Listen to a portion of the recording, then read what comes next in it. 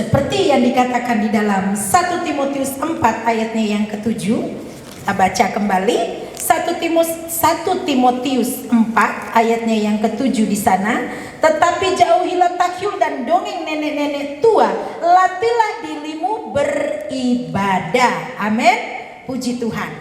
Dalam Timotius, surat Timotius itu banyak berbicara tentang tatanan dalam rumah Tuhan atau dalam ibadah, ya. Jadi bagaimana di sana juga ada tentang bagaimana cara memilih diaken-diaken dan lain sebagainya. Jadi di sini kenapa orang lebih cenderung, karena orang lebih cenderung sini kan bicara tentang takyul, dongeng nenek-nenek tua. Pada dasarnya manusia lebih cenderung percaya yang seperti itu. Benar nggak saudara? Ya, coba tadi pagi saya bilang kalau kita mau melangkah keluar tahu-tahu cicak bunyi. Pasti mau orang tua kadang masih latah, sudah di dalam Tuhan masih jangan lu beranjak, jangan lu pergi, jangan lu kemana-mana. Kenapa Ma? Kenapa Pak? Cicak baru bunyi. Lah saya bingung, cicak bunyi apa urusannya sama kita? Ya, jangan cicaknya ngomong berhenti dulu gitu, tapi yang bisa dengar cuma dia. Nah begitu juga ada yang kalau ada kucing lewat, kucing hitam, nanti ada apa-apa lah, bagaimana nggak ada apa-apa, dia udah takut duluan kan, udah was-was duluan, nggak terjadi apa-apa, akhirnya terjadi karena udah takut. Lebih percaya yang seperti itu. Orang hamil jangan duduk di pintu. Padahal orang tua zaman dulu karena dasarnya manusia lebih senang percaya yang takyul-takyul begitu. Jadi orang tua itu suka pakai cara-cara seperti itu untuk mendidik anak, untuk membuat anak taat, ya. Sebenarnya itu memang turun-temurun ya saudara, dari makanya dibilang nenek moyang. Jadi kalau orang tua bilang jangan duduk di pintu orang hamil, sebenarnya tujuannya baik supaya dia nggak ketendang perutnya, ya kan? Tapi kalau orang tua cuma ngomong, no, ojo, bahasa Jawanya apa? Jangan duduk di pintu lah ya. Dia pasti bilang, alah, nggak ada yang lewat ini. Kalau ada juga saya bisa jaga, ya kan? Tapi kalau emaknya bilang, no, jangan duduk di pintu, nanti susah keluarnya loh. Wah, langsung berdiri, nggak mau lagi duduk di pintu, ya kan? Cenderung manusia seperti itu dibandingkan sama percaya sama firman Tuhan. Karena menurut kita, ini kita sering baca, kita pikir ini buku lama, ya. Padahal sebenarnya kita tahu ini berkuasa, tapi kita lebih gimana ya? Lebih tidak ada gimana ya, kalau belum menemukan benar-benar terjadi firman Tuhan di dalam hidup kita, benar-benar realisasikan, itu kayak cuma pengetahuan. Yang penting saya sudah tahu, benar nggak saudara? Saudara dengar firman, yang penting saya sudah tahu. Saya Kristen, orang Kristen memang begini ternyata, tapi nggak menghidupi, ya. Makanya saya katakan kepada sidang jemaat Tuhan di tempat ini supaya semakin bagaimana ya, hidup kita benar-benar membangun manusia roh, menganggap Tuhan itu benar-benar ada setiap waktu di dalam hidup kita, menjadikan Tuhan itu pribadi sekalipun tidak bisa disentuh. Ada cerita anak-anak di Facebook apa di mana itu ya, orang luar itu saya nggak ngerti, yang seorang profesor bilang Tuhan nggak ada, terus anak kecil bilang ada Tuhan. Kalau Tuhan ada, mana kelihatan nggak? Itu tandanya Tuhanmu nggak ada. Terus anak kecilnya ngomong, Pak Profesor, ya kenapa? Oh, Bapak punya otak nggak? Dia bilang ada otak. Di mana otaknya? Di dalam sini. Mana kelihatan nggak? Nggak kelihatan, tapi ada otak saya. Mana nggak ada? Terus anaknya bilang, berarti Bapak nggak punya otak, katanya. Jadi profesor nggak punya otak. Lah karena menurut sainsnya dia, yang nggak kelihatan itu ya memang nggak ada gitu loh. Nah itu ilmuwan. Jadi yang benar-benar bisa dibuktikan ya itu yang ada, ya kan? Lah Tuhan juga begitu. Saya pikir itu hal yang contoh sederhana tapi benar. Kita nggak bisa lihat otak kita kan saudara, nggak bisa sentuh. Siapa bisa sentuh otak? Bisa nggak saudara? Ya, si Berlian dulu suka kalau saya marah. Berlian, kenapa begini? Kenapa Berlian harus melakukan hal nggak dipikir dulu pakai otak, terus Berlian lakukan? Akibatnya apa nih? Mama itu bukan saya, otak saya yang bandel. Saya nggak mau, tapi otak saya. Saya kalau dia sudah begitu, saya ketawa. jadul ya. Maksud dia hatinya dan pikirannya itu bertolak belakang. Dia tahu itu nggak baik, tapi dia mau lakukan. Jadi dia merasa otaknya yang suruh dia, hatinya nggak mau. Saya tahu ini mama nggak boleh, tapi otaknya nyuruh saya katanya.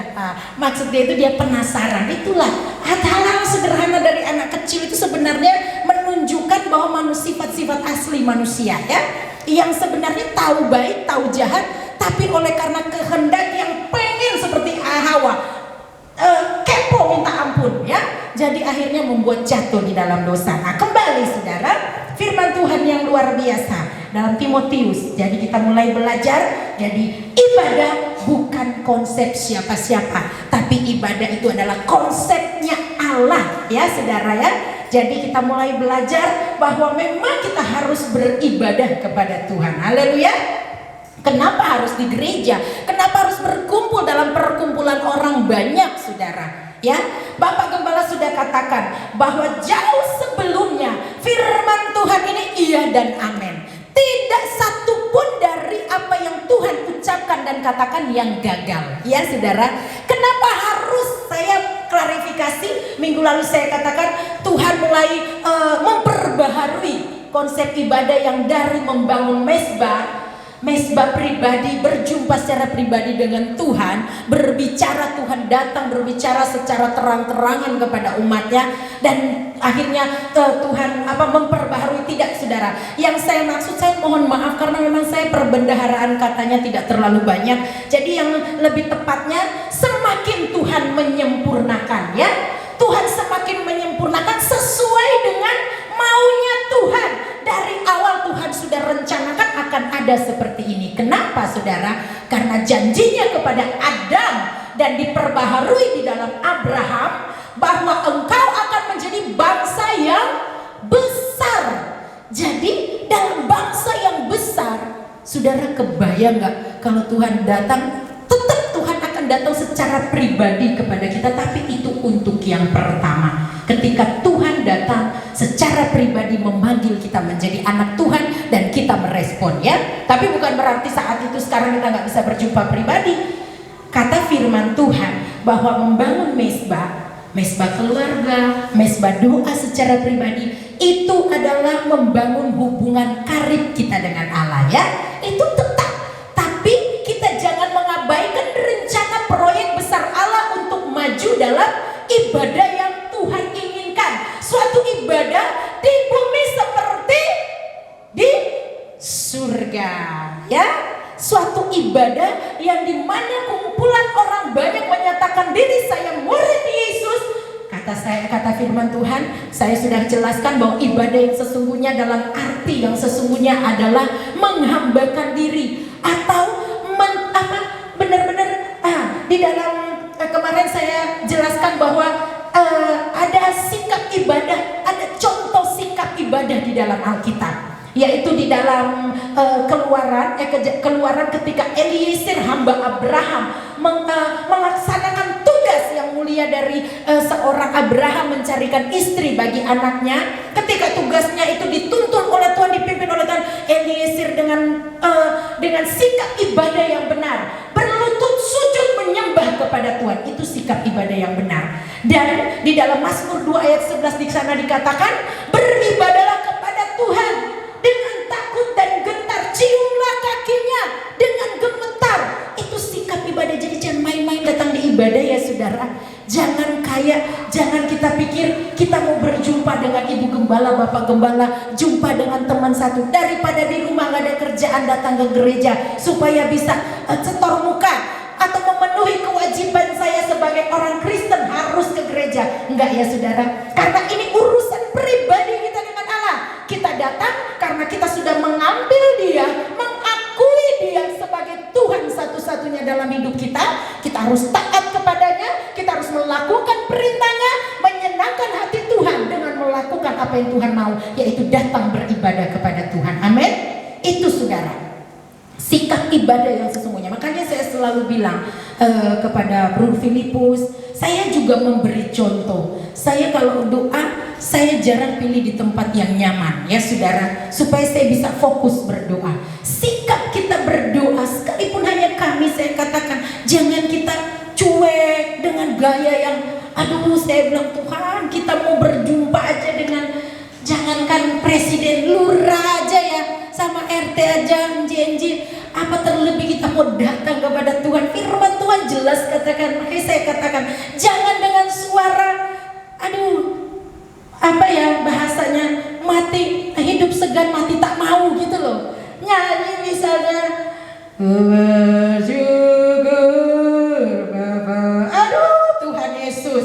Kalau mau bersyukur katakan ku bersyukur Bapa. Ya, Ibu Vicky setidaknya kemarin-kemarin sempat ikut doa siang. Pernah lihat nggak saya dengan sikap, dengan suara yang tidak saya berikan suara terbaik. Mau doa pribadi pun saya berikan suara terbaik untuk Tuhan. Saya kasih suara yang terbaik karena itu pujian yang luar biasa. Saya katakan kepada Tuhan, tahun lalu cita-cita saya bilang, Tuhan, saya mau menjadi penyembah-Mu yang benar. Hidupku adalah penyembahan bagi Tuhan. Lawang kalau kita bilang hidup kita cuma bisa menyembah Tuhan, tapi kita pun nggak bisa melakukannya dengan benar, apa yang bisa kita kerjakan bagi Tuhan, saudara? Iya nggak, saudara? Meskipun di toko sambil segala puji syukur, siapa tahu ada yang rekam ya kan, masuk YouTube, wah suaranya mantap ya kan, tapi enggak seperti itu. Lakukan untuk Tuhan.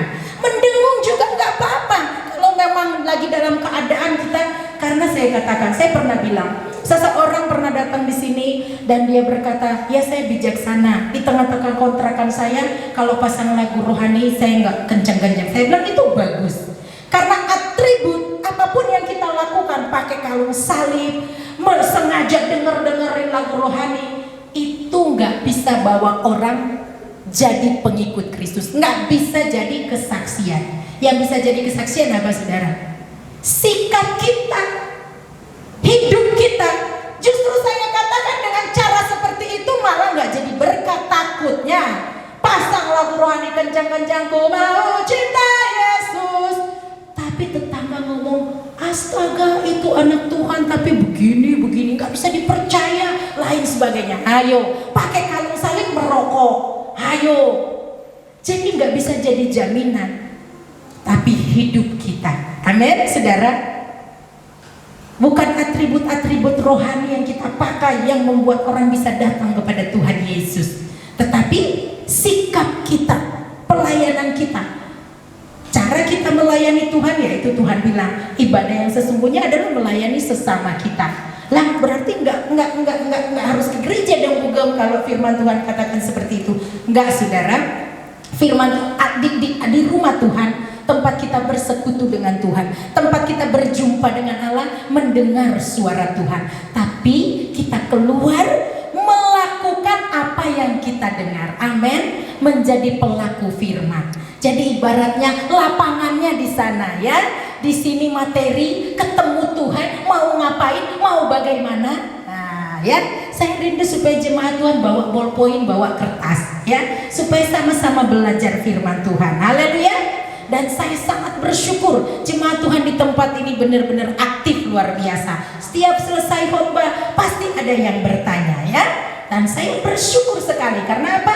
Akhirnya saya harus, oh iya, saya anggap itu suara Tuhan yang supaya kita bisa meluruskan. Dan saya memang punya kelemahan, saudara, kalau berkhotbah jarang menampilkan ayat-ayat ya. Kenapa? Karena ini bukan pelajaran Alkitab, mengejar waktu, saudara. Jadi saya hanya menyampaikan yang penting-penting. Saya hanya mencaplok ayat-ayat Alkitab tapi nggak buka. Ternyata penting untuk buka Alkitab supaya jemaat, oh iya benar seperti ini ya, saudara. Jadi mohon maaf, saya akan semakin memperbaharui supaya bisa lebih baik lagi, lebih bisa diterima dengan baik oleh jemaat Tuhan. Jadi saudara, saya katakan bahwa Abram di sana dikatakan bukan bergaul karib, tidak dicatat bergaul karib dengan Allah. Itu maksud saya untuk pertama kali dicatat di dalam Alkitab ya. Tapi ketika Abraham hidup di dalam tuntunan Tuhan, bahkan Alkitab katakan dia menjadi sahabat Allah. Dia tidak hanya bapa orang percaya, tapi dia sahabat Allah. Amin. Iya benar, ketika dia menjadi percaya, dia menjadi sahabat Allah. Ya, tapi yang saya maksudkan, saudara buka di dalam Kejadian 5. Kejadian 5, saudara. Kejadian pasalnya yang kelima, ayatnya yang ke-22, di sana dikatakan 5 ayat 22, dan Henok hidup bergaul dengan Allah 300 tahun lamanya. Ya, pertama kali disebut Henok, dikatakan diceritakan tentang hubungannya dengan Allah, bahwa dia bergaul karib dengan Allah. Di dalam Kejadian pasal 6 ayatnya yang ke-9, di sana kita lihat, inilah riwayat Nuh. Nuh adalah seorang yang benar dan tidak bercela di antara orang-orang sezamannya, dan Nuh itu hidup bergaul dengan Allah, ya. Jadi bergaul dengan Allah. Kita loncat di dalam Kejadian pasal 12 pada panggilan Abraham. Saudara perhatikan, Abraham dipanggil Allah. Berfirmanlah Tuhan kepada Abram, yaitu Abraham, pergilah dari negerimu, rumah bapamu ini, ke negeri akan kutunjukkan kepadamu. Adakah di situ diterangkan tentang hubungan dia dengan Tuhan? Ada? Tidak, ya.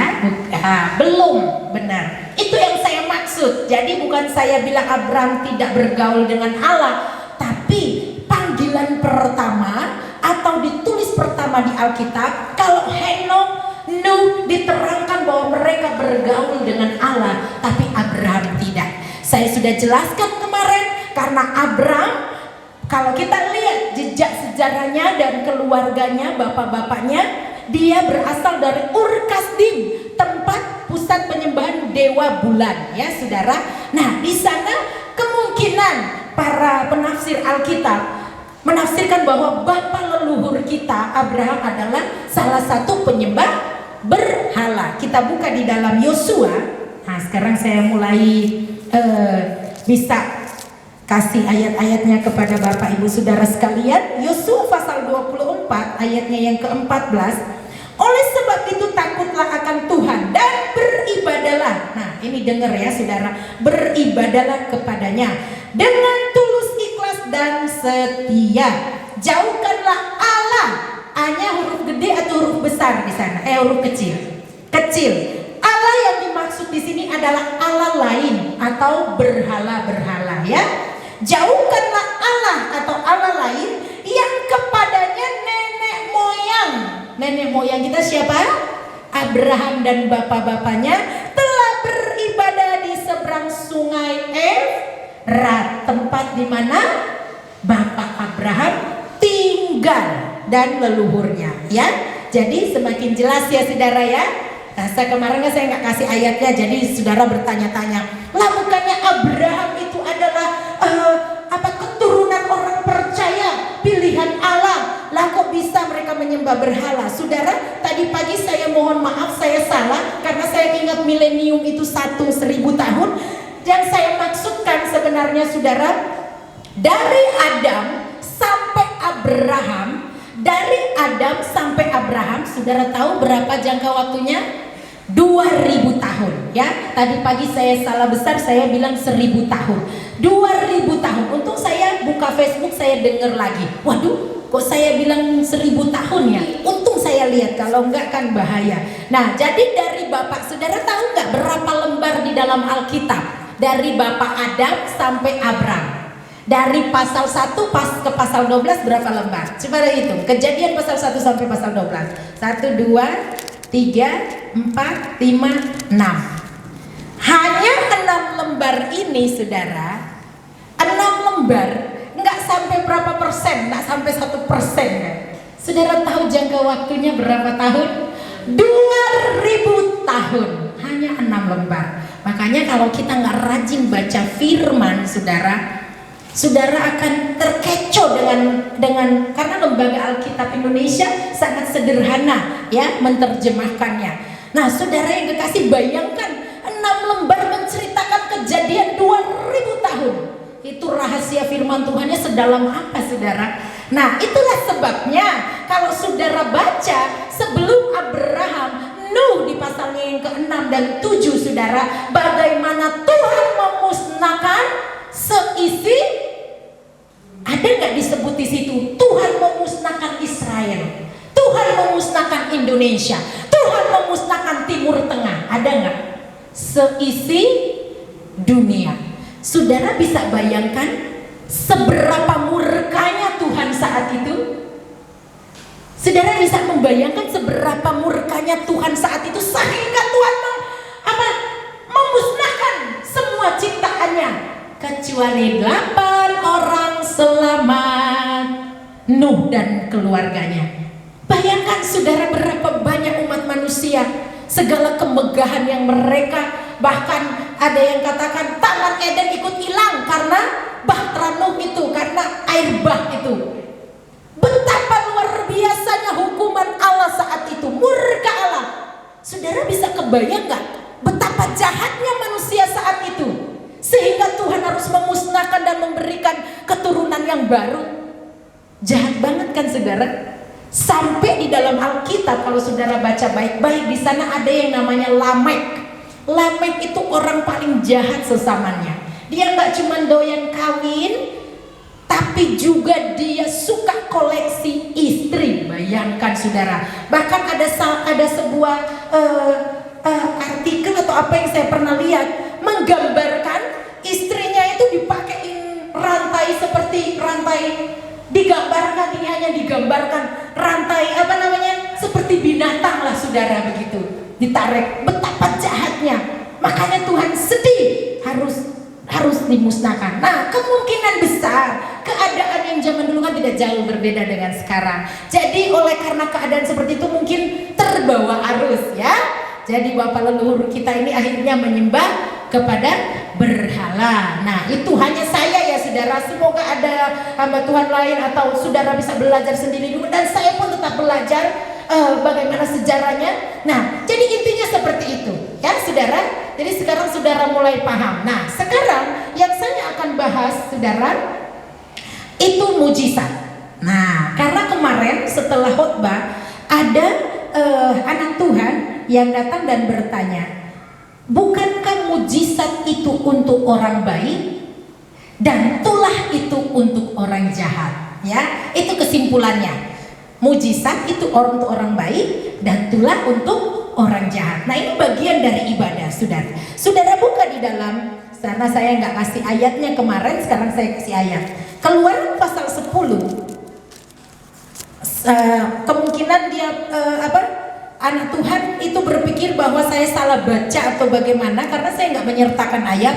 Tapi di sini saya akan menyertakan ayat. Saudara, Keluaran pasal 10 ayat 1. Berfirmanlah Tuhan kepada Musa, pergilah kepada menghadap Firaun, sebab aku telah membuat hatinya dan hati para pegawainya berkeras, supaya aku mengadakan tanda-tanda mujizat.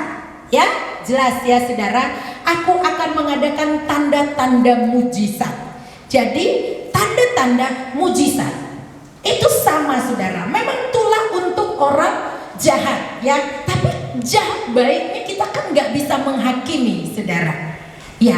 Tapi intinya saudara, mujizat adalah sesuatu pekerjaan atau perbuatan yang ajaib dan mengandung kuasa dan tidak dapat dikerjakan menurut hukum alam. Di dalam hal ini sebagai daya pemperantara atau yang dipakai Tuhan siapa? Daripada Allah.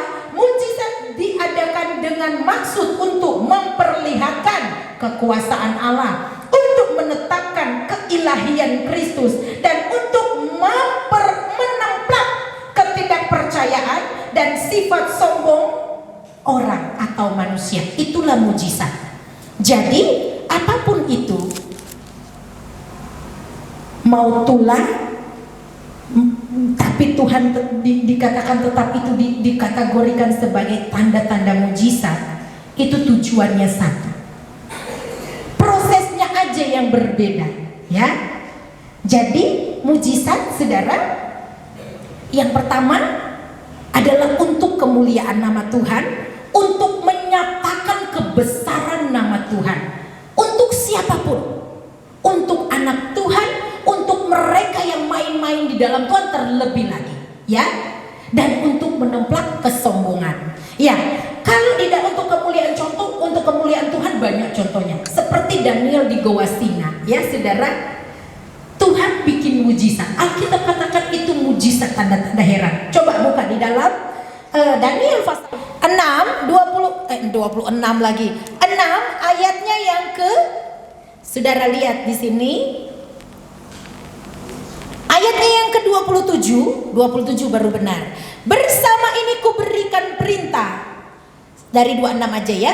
Kemudian Raja Darius mengirim surat kepada orang-orang dari segala bangsa, suku bangsa, bahasa yang mendiami seluruh bumi. Bunyinya, bertambah-tambahlah kiranya kesejahteraanmu.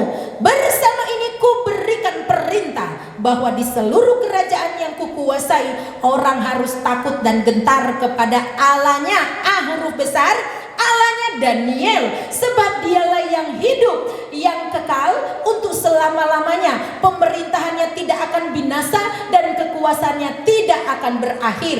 Dia melepaskan dan menolong dan mengadakan tanda dan mujizat di langit dan di bumi. Dia yang telah melepaskan Daniel dari cengkraman singa-singa. Ya, itu untuk menyatakan kemuliaan. Daniel apakah orang jahat? Tapi Tuhan berikan tanda-tanda heran, mujizat. Nah, banyak, ini sangat dalam saudara. Nah, kalau untuk menemplak kesombongan, untuk menyatakan kuasanya, itu biasanya berakhir dengan kebinasaan. Seperti yang kita sudah bahas kemarin, Firaun. Tuhan kasih kesempatan 5 tulah, 5 mujizat supaya dia bisa bertobat dan berubah. Tapi keras hati, akhirnya berbuntut pada pemusnahan. Ya saudara, begitu luar biasa Tuhan, kasihan pokoknya sebenarnya.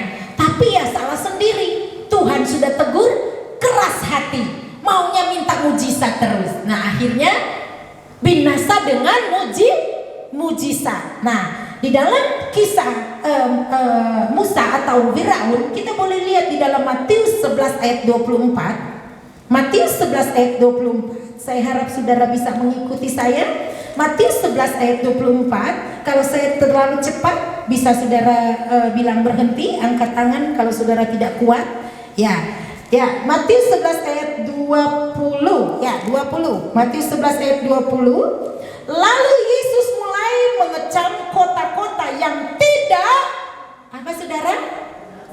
Yang kencang saudara, yang tidak, sekalipun di situ ia paling banyak melakukan mujizat-mujizatnya.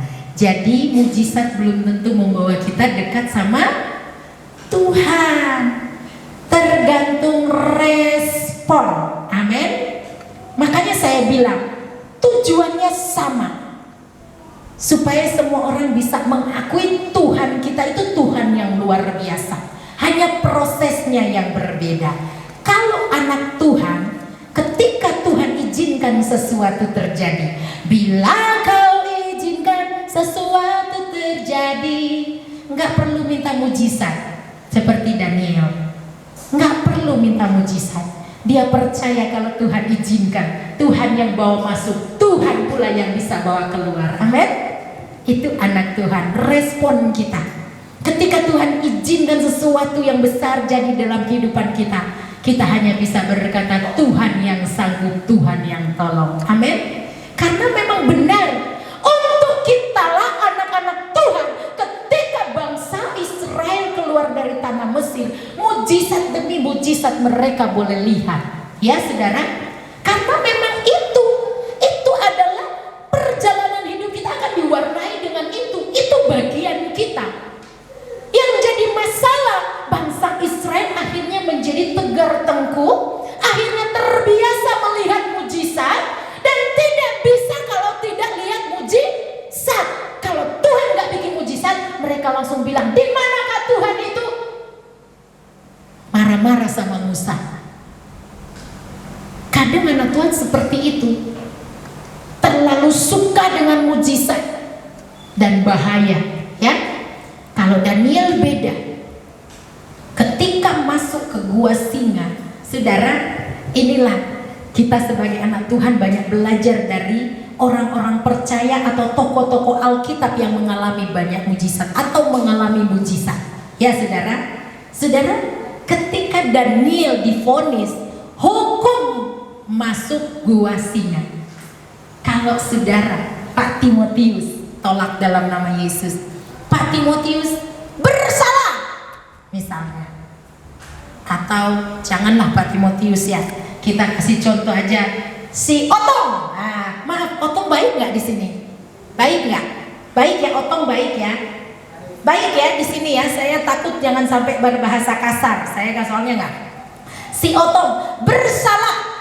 Sebenarnya kalau kasih contoh orang lain nggak masuk sih saudara. Bersalah, saya deh bersalah, Jesse bersalah, akan dihukum masuk ke gua singa. Kira-kira yang akan saya lakukan apa saudara? Lari-lari masuk pintu, prak. Oh Tuhan, apa yang kau izinkan untuk aku lalui? Tuhan tolong, bikin mujizat Tuhan. Tuhan tolong, Tuhan tolong saya.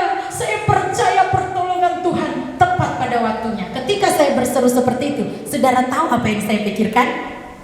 Kalau saudara jadi saya sekarang begitu, apa yang saya pikirkan waktu saya berteriak apa saudara? Iya, mujizat. Itu yang saya sudah katakan tadi, Tuhan buat mujizat. Tapi kalau saudara jadi saya, yang ada di pikiran saya saat saya minta mujizat apa? Lembutkan hati tadi siapa? Raja Darius ya. Tuhan, lembutkan dia supaya tidak jadi masuk gua singa. Tuhan, semoga hujan lebat. Tuhan, semoga kejadian ini. Tuhan, semoga raja sakit. Itu yang ada di pikiran saya kan saudara. Gagalkan Tuhan, ya kan? Karena pertolongan Tuhan tepat pada waktunya. Benar kan? Jam demi jam bergulir. Saya semakin, Tuhan, mujizatnya mana? Misalnya dibilang besok jam 8 pagi sudah harus siap untuk dijemput. Tuhan, jam 8 lewat, jam 8 kurang 30 menit. Mana mujizatmu Tuhan? Katanya tidak pernah terlambat. Ingat Tuhan, jam 8 Tuhan ya. Saya tegaskan sekali lagi Tuhan, jam 8. Tolong Tuhan, bikin mujizat.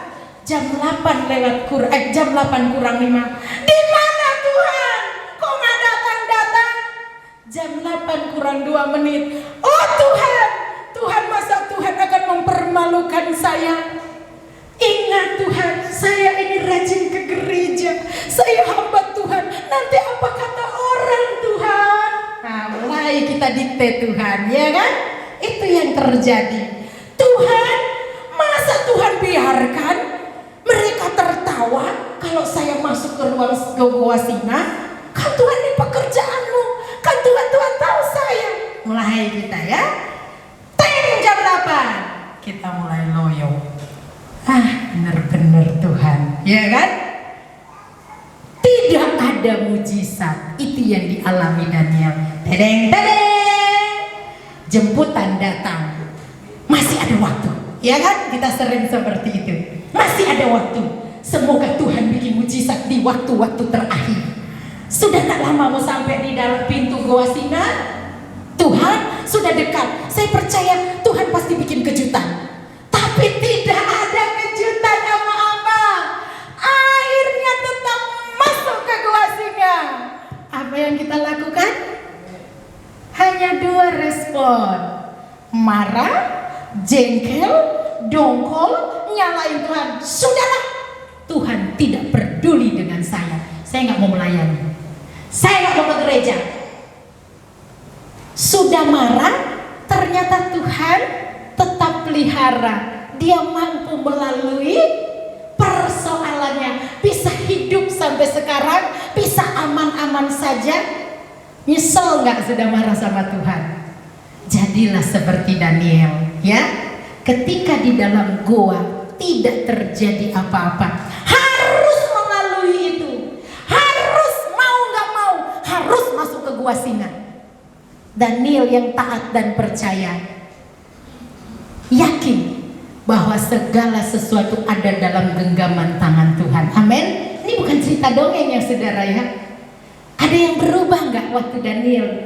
Ada yang berubah nggak saat Daniel mengalami ujian seperti itu saudara? Ada yang berubah? Tidak ada. Yang berubah, tidak ada satupun yang berubah. Saudara harus percaya sama saya, Alkitab jelas mencatat Daniel melalui waktunya di gua singa, dari dia masuk sampai hari yang ditentukan, sampai rajanya datang panggil dia harus tetap lalui di dalam. Takut nggak saudara? Singa kiri kanan. Ada yang bilang karena Daniel nggak suka makan daging, makanya singa nggak mau. Dia kan cuma makan sayur ya saudara ya. Daniel itu cuma makan sayur. Nggak bisa. Coba dulu saudara nggak makan daging 1 bulan terus suruh ke kebun binatang ya. Kalau tetap singa nggak doyan sama saudara ya. Jadi saudara itu cuma intermezzo saja saudara.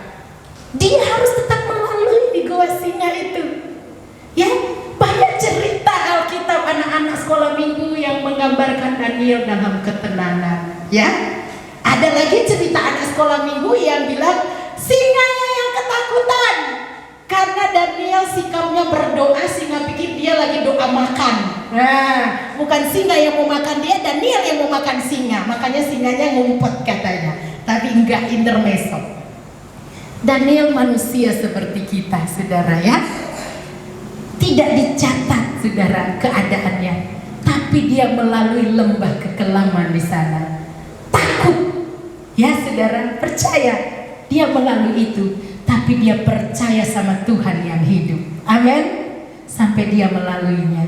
Ya, saya sering katakan kepada saudara, apa keadaan saat ini Tuhan izinkan kita lalui, seolah-olah tidak ada yang berubah ya saudara. Kenyataan tidak seperti yang kita harapkan, tapi kita harus lalui itu.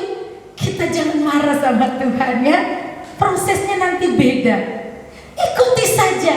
Tuhan mau bagaimana. Yang penting satu, kita dekat sama Tuhan. Amin.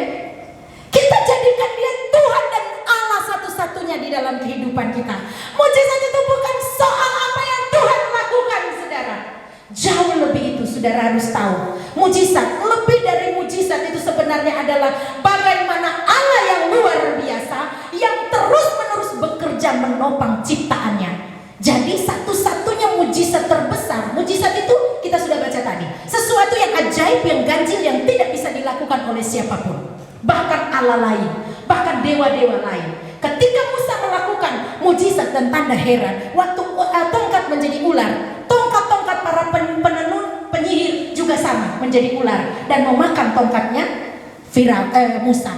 Tapi kesininya, di mana mujizat yang Tuhan buat, tidak satupun dari bangsa itu atau ahli-ahli tenun atau orang-orang pintar atau orang-orang yang dianggap mempunyai ilmu-ilmu di bangsa itu tidak bisa menyamai pekerjaan Tuhan. Itulah mujizat. Jadi kalau saudara ada sesuatu penemuan, misalnya luar biasa loh, saya mengerjakan sesuatu yang tidak bisa dilakukan oleh orang lain, tapi ketika 10 tahun atau 5 tahun, 3 tahun ke depan bisa dikerjakan oleh orang lain, itu bukan mujizat namanya ya, itu namanya penemuan. Mujizat itu sesuatu yang ganjil, yang luar biasa, yang tidak biasa-biasa, yang tidak bisa satupun orang kerjakan. Dan itu ada di penciptaan langit dan bumi. Ada nggak yang bisa ciptain langit dan bumi? Saudara harusnya mengerti bahwa sutradara terbaik kita adalah Yesus ya. Masa dia yang ciptain langit dan bumi dan semesta alam? Kita yang sudah diciptakannya, masa Tuhan lepas tangan? Apa terlebih kita yang sudah merespon panggilan Allah datang kepadanya? Ya saudara ya. Jadi mujizat itu saudara yang terbesar, yang perlu kita pandang, yang perlu kita lihat kebesaran Tuhan itu, yaitu saudara, Tuhan bekerja menopang ciptaannya dan segala ciptaannya tunduk kepada Tuhan. Amin. Kenapa saya katakan seperti itu? Tidak ada satupun rencana Tuhan yang gagal. Amin saudara. Mau tidak mau, kita ini hanya melakukan peran kita. Ya saudara ya. Ketika, saya mau kasih ayatnya terlalu panjang, ketika Harun, Hur, dan Musa mengangkat tangan, berdiri di atas gunung atau gunung batu. Bangsa Israel melawan Amalek bersama Yosua. Saudara tahu apa yang terjadi? Kalah atau menang mereka? Adakah Alkitab mencatat proses peperangan mereka, saudara? Yang dicatat detail bagaimana Musa, Hur dan Harun berperang di atas. Ya saudara, ketika Musa mengangkat tangan, bangsa Israel menang. Ketika Harun turun tangan, bangsa Israel kalah. Ketika, makanya harus ditopang. Saudara yang kekasih, yang sebenarnya berperang siapa sih saudara? Tuhan. Kenapa? Semua hanya berperang, ya, berperang, melakukan perannya. Bangsa Israel selama masa hidup mereka 40 tahun di padang gurun hanya melakukan peran mereka, tapi Tuhan yang berkehendak. Amin, saudara. Mereka seolah-olah berperang, tapi sebenarnya yang menentukan tetap Tuhan. Amin. Begitu juga dengan kita. Kita hanya melakukan peran kita saja, saudara. Jadi kalau Tuhan melakukan, Tuhan sudah tetapkan kita, itu kita harus lalui ini, lalui dengan setia. Amin. Mujizat itu terserah Tuhan. Karena melihat Tuhan saja itu udah mujizat, saudara. Amin. Maksudnya melihat kebesaran kuasa Tuhan.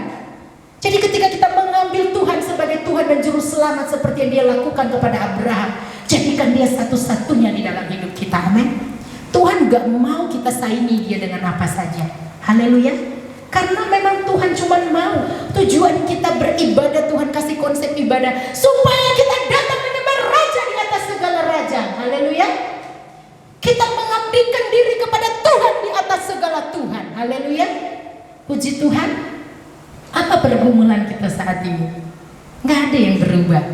Tapi percaya Tuhan sanggup bikin mujizat. Tapi bukan mujizat yang membuat kita terharu, tapi di mana kita merasakan pemeliharaan tangan Tuhan saat kita melewati badai hidup kita. Amin. Dalam nyala api sekalipun ada Yesus di sana, nggak masalah. Haleluya. Puji Tuhan. Janda di Sarfat, saya katakan, saya sering katakan, ngingetin kita semua. Kalau menurut saya, kalau saya jadi janda Sarfat, saudara, waktu Tuhan mau bikin mujizat, Mbok, Tuhan kasih saya itu loh stok untuk 3,5 tahun, tepung, stoknya enggak benar-benar udah kelihatan, minyak juga Tuhan kasih stok yang banyak. Jadi saya kan gak khawatir Tuhan. Itu baru mujizat, itu menurut saya. Tapi Tuhan cara kerjanya berbeda, ya saudara. Ketika Tuhan mengadakan mujizat kepada janda di Sarfat, ada yang berubah? Ada yang berubah, Alkitab catat. Tiba-tiba ketika dia mengutamakan Tuhan di dalam hidupnya, memberikan yang kepada hamba Tuhan lebih dahulu, lalu Tuhan bikin mujizat. Gentongnya penuh dengan minyak, terus dan juga rumahnya penuh dengan tepung. Untuk 3,5 tahun kelaparan dia tidak perlu mikir-mikir. Ada nggak gitu? Ada yang kita catat begitu? Kisah janda di Sarfat. Jangan saudara juga nggak pernah baca, makanya iya sama saya. Ya, ada nggak di Alkitab bilang begitu? Tuhan bikin mujizat begitu. Ada yang berubah ketika dia melakukan taat, melakukan perintah Tuhan. Ada nggak saudara yang berubah? Minyak di dalam buli-buli tetap sedikit dan tepung dalam tempayan tetap segenggam, tapi mujizat setiap hari dia lalui sampai 3,5 tahun, sampai berakhir masa kelaparan. Tidak habis minyak di dalam buli-buli, tidak habis tepung segenggam dalam tempayan. Itu mujizat. Amin. Saya sedang membayangkan itu ibu janda. Setiap bangun dia khawatir nggak kira-kira ya, besok masih sama nggak dengan sekarang ya? Jangan-jangan saya bangun udah habis itu. Setiap hari dia harus cek. Aduh, puji Tuhan masih ada mujizat. Puji Tuhan masih ada mujizat. Alkitab nggak catat loh. Selama 3,5 tahun itu ibu janda buka tutup tempayannya. Enggak, dia lalui bersama Tuhan. Amin. Percaya saja, itulah anak Tuhan. Amin. Jangan minta mujizat. Itu janda nggak ada minta mujizat. Daniel nggak minta Tuhan keluarkan. Ya, itu bagian kita. Yang penting kita taat kepada Tuhan. Amin. Kalau sering-sering minta mujizat, bahaya. Tanda kita degil hati, tidak percaya kepada tuntunan Tuhan, Pencipta langit dan bumi semesta alam. Amin.